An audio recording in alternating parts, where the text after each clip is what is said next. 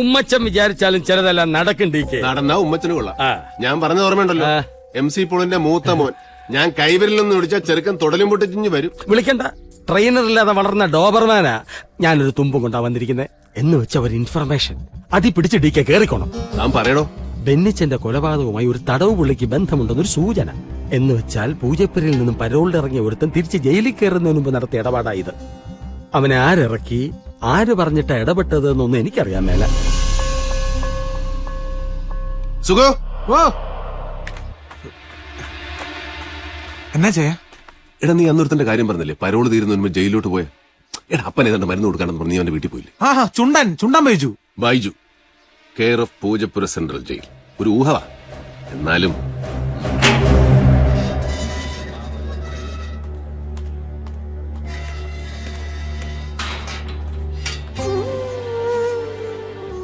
സുഖമാണോടാ?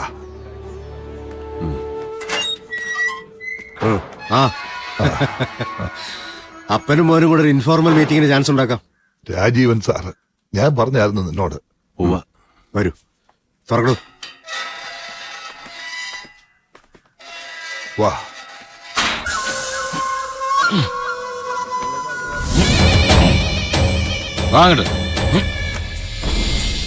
ദേ, അവനാ നീ അന്വേഷിച്ച ആള്. ഇവനാന്നോ ചുണ്ടൻ ബൈജു? അതെ. ഇത്തവണ പരോള് കഴിഞ്ഞ് വരുമ്പോ എന്തോ കാര്യമായ കോൾ ഒത്തിട്ടുണ്ട് ഇവന് എന്നൊരു സംസാരം ഇവിടെ ഉണ്ട്. ഇവനൊന്ന് പുറത്തു കിട്ടണമല്ലോ. ഇനിയൊരു പരോൾ അനുവദിച്ചു കിട്ടാൻ മിനിമം 1 വർഷം എടുക്കത്തില്ലയോ? എപ്പോ വേണേലും പരോൾ കൊടുക്കാൻ പവറുള്ള ഒരാളുണ്ടല്ലോ, മുഖ്യമന്ത്രി. ആ വഴിക്കൊന്ന് നോക്കാം.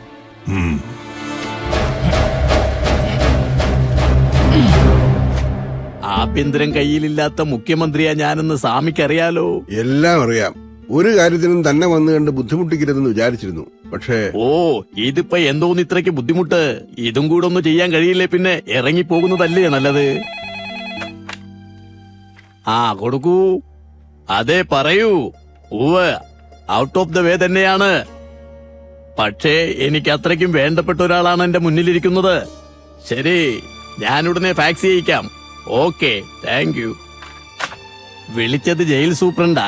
അത് നടന്നു കഴിഞ്ഞു സ്വാമി. Thank U.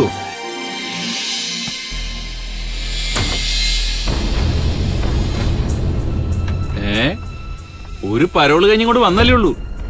എന്താടോ, CM-ന്റെ ഓഫീസിലൊക്കെ വലിയ പിടുത്തല്ലേ? എന്നാ പറയാനാ സാറേ, അകത്തോട്ട് കയറാൻ പറയുന്ന പുറത്തോട്ട് ഇറങ്ങാൻ പറയുന്ന രണ്ടും നിങ്ങൾ തന്നെയല്ലയോ? ചെല്ല് ചെല്ല്.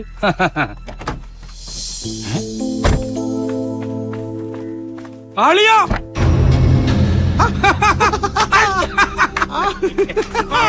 അളിയാ, കോട്ടയത്തിനാണെങ്കിൽ കേറിക്കോ. എപ്പ കയറിയെന്ന് ചോദിച്ചാ മതി. വാ. നീ എന്നതാ ഇവിടെ? ഇച്ചായന്റെ അപ്പച്ചന് മരുന്ന് കൊണ്ടുവന്നാ.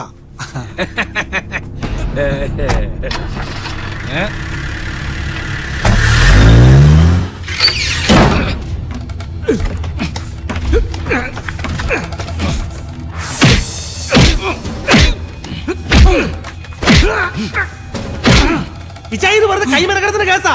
ഒന്ന് വായ തുറന്ന് കരയണ പോലില്ല പുല്ലൻ. ഇവൻ കരയുന്നത് നിനക്ക് കേൾക്കണം.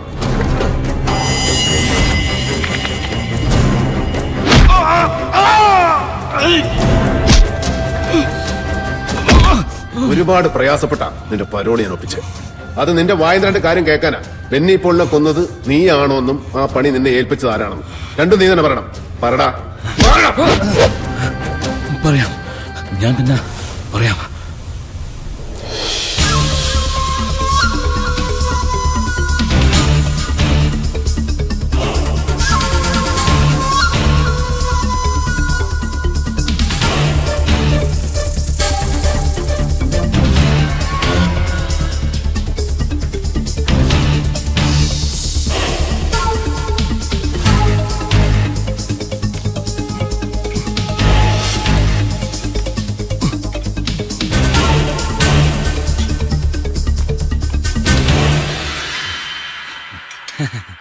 പ്ലംബറാണ് ഏട്ടാ. വിളിച്ചായിരുന്നു. നിന്നേക്ക് എത്ര തവണ വിളിക്കണം? ആ മേലത്തെ മുറിയിലെങ്കിലും വെള്ളം വരുന്നില്ല. ഈ ബെന്നി കുഞ്ഞിന്റെ 100 ഈത്തവിളി കേട്ട് നിൽക്കുവാ ഞാൻ. എളുപ്പം ഞാൻ നന്നാക്ക്. ശരി ഏട്ടാ. പെട്ടെന്നാട്ടെ. ഇത് ഏതാ ഈ കുഞ്ഞ്? പരിചയം. മീഡിയ എന്ന് പറയുമ്പോ അവിടെയും നമുക്ക് ഇൻഫ്ലുവൻസ് ചെയ്യാൻ പറ്റുന്ന ചിലർ കാണുമല്ലോ. അവരെയൊക്കെ ഞാൻ ആദ്യം ഒന്ന് പിടിച്ചായിരുന്നു. പിന്നെ അവര് കൺവിൻസ്ഡ് ആയിട്ട് തന്നെ പോയത്. പറഞ്ഞ പോലെ ഒക്കെ വരികയും ചെയ്യും, ടിവിയിലും നാളത്തെ പത്രത്തിലും ഒക്കെ. ആ അപ്പൊ കൂടെ ഉണ്ടാവണം ബൈ ഇലക്ഷൻ കഴിയുന്നവരെ. ആ ശരി.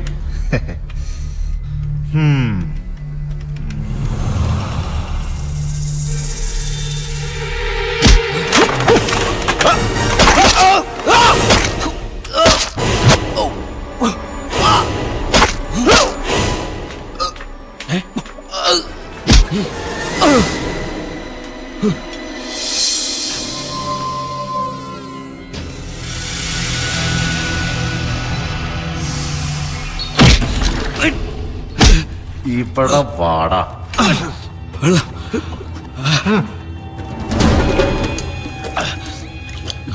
ഈ കൊട്ടേഷൻ നിനക്ക് ആര് തന്നു? പറടാ. SP Rajagopal sir.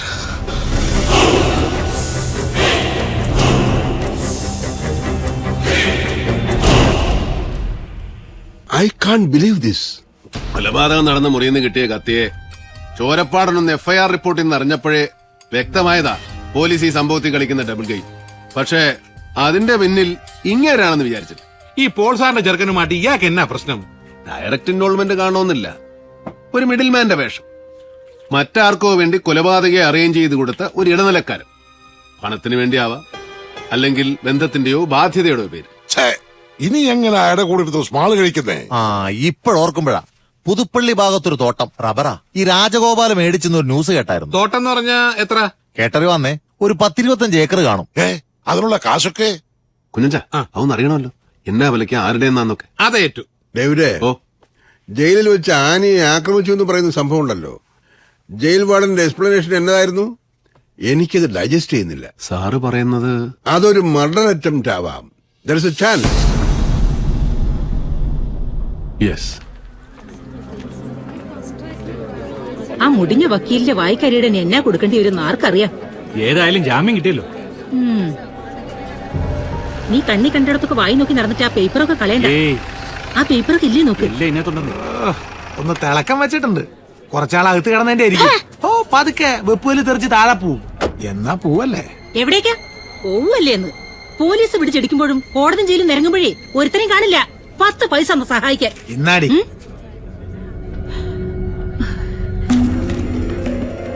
ഇപ്പൊ പോവല്ലേ? ഞാൻ വരാം. ശരി.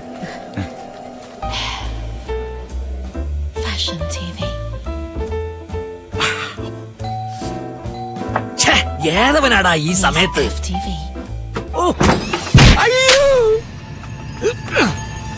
എടോ പന്നം പിള്ള എത്താ ജയിലിനകത്ത് കൊട്ടേഷൻ ബിസിനസ് നടത്തുവാ. എന്നതാ ദാണ്ട ദേഹത്തോട്ട് കളിച്ചാലുണ്ടല്ലോ, താൻ ആരുവാ? അയ്യോ, ഇവിടെ കൊണ്ടുവന്ന് മുന്നിൽ നിർത്തിയിട്ട് നിനക്ക് കാര്യം മനസ്സിലായില്ല അല്ലയോടാ? നിന്റെ വനിതാ ജയിലിലെ ഭരണം ഇന്നത്തോടെ തീരുവാ. തടവുകാരികൾക്ക് പൈസ കൊടുത്ത് കൊലപാതകം അറിയുകയും ചെയ്യുന്നു. ആയുസ് ഒടുങ്ങുന്നവരെ നീ സെൻട്രൽ ജയിലിനകത്താണ്. എന്റെ പൊന്ന് ഡേവിഡ്, അപ്പൊ നിനക്ക് എന്നെ അറിയാം. ഇത്രയും വെയിറ്റ് ഇട്ടിടിക്കാൻ കോട്ടയത്ത് പിന്നെ വേറെ ആരാ ഉള്ളത്? ഒരബദ്ധം പറ്റിയതാന്നേ. എല്ലാം തത്ത പറയും പോലെ ഞാൻ പറയാം. എന്നെ മാപ്പ് സാക്ഷിയാക്കി വെറുതെ വിടണം. പിള്ളേര് 4, ഒന്നുപോലും പച്ച പിടിച്ചിട്ടില്ല. പാവാ പ്രാരാബ്ധകാരനാ. പുള്ളിയെ വിട്ടേക്കാം. പുള്ളിക്കാരൻ ബൈനാക്കോഴ്സിലൂടെ പെണ്ണുങ്ങളെ കുളി തന്നെ കണ്ട് ജീവിച്ചോട്ടെ. എല്ലാം ഞാൻ പറയാന്ന് പറഞ്ഞല്ലോ. പൊന്നണ്ണന്മാരെ, എന്നെ ഇനി തല്ലല്ലേ. വർഗീസ് MC പോളിന്റെ നിഴലായി നടക്കുന്ന മലങ്കരയുടെ നേതാവ്. അസിസ്റ്റന്റ് ജയിലർ ചന്ദ്രൻപിള്ളയ്ക്ക് ആനയെ കൊലപ്പെടുത്താൻ പണം കൊടുത്തത് അവനാണ്. എന്നുവെച്ചാൽ MC പോൾ തന്നെയാണ് ഇതിന്റെ പുറകിൽ. എന്തിന്? കുഞ്ഞച്ചനും സെയ്തും കൊണ്ടുവന്നിരിക്കുന്ന ഇൻഫർമേഷൻസ് പ്രശ്നം കൂടുതൽ കോംപ്ലിക്കേറ്റഡ് ആകുന്നു. അതെ, പുതുപ്പള്ളിയിൽ രാജഗോപാൽ മേടിച്ച തോട്ടം മലങ്കര ടി ഗ്രൂപ്പ് നേതാവ് തമ്പാൻ ജോസഫിന്റെ അളിയന്റേതാണ്. ഏക്കറിന് തുച്ഛമായ തുക ഈ രാജഗോപാൽ കൊടുത്തിട്ടുള്ളൂ. എന്ന് വെച്ചാ ഇഷ്ടദാനം തന്നെ. അല്ല ഈ തമ്പാനും MC പോളും രണ്ടും 2 വഴിയല്ലേ? അതെ, ആ 2 വഴി കൂടെ സഞ്ചരിക്കേണ്ടി വരും നമുക്ക്. ആ രാജഗോപാലിന്റെ കൊങ്ങയ്ക്ക് പിടിച്ച അവൻ ഉള്ള സത്യം പറയല്ലേ. അയാൾ ഈ പട്ടണം ഭരിക്കുന്ന പോലീസേമാനാ. അങ്ങനെ എളുപ്പം കയറി പിടിക്കാവുന്ന കുരവള്ളിയല്ല അയാളുടേത്. പക്ഷേ വേണ്ടി വന്നാൽ നമുക്കത് കയറി പിടിക്കേണ്ടി വരും. ഇവിടെ ഇരിക്കുമായിരുന്നു എല്ലാരും.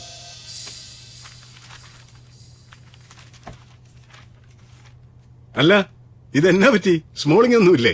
ഇല്ല, ഞങ്ങള് നോമ്പില്ല. നോയമ്പോ തമ്പിച്ചായം പോകണം. കാർഷവും വരെ ഒരാളെ കാണാറുണ്ട്. തമ്പി സാറേ ഞാനുണ്ട്. വാ വാ. ഇതെന്നാ കുഞ്ഞച്ച എല്ലാരും കൂടി ഒരു നോയമ്പ് കൂടി? ഇതെന്തോന്നാ ഡീക്കെ? ഒരു നേർച്ചയാ. ഞങ്ങൾ എല്ലാവരും കൂടി ഒരു പങ്കുവെച്ചോടം തുടങ്ങി. അത് ലാഭത്തിലാവുന്നവരെ വെള്ളോടി വേണ്ടാന്ന് വെച്ചു.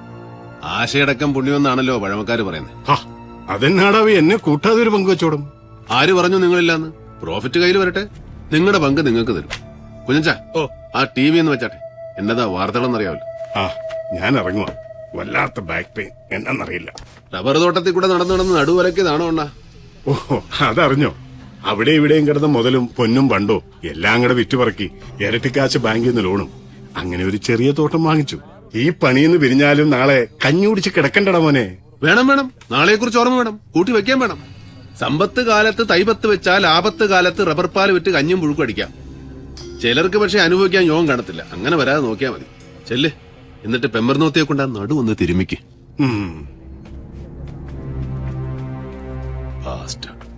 വല്ലതും പറഞ്ഞോ?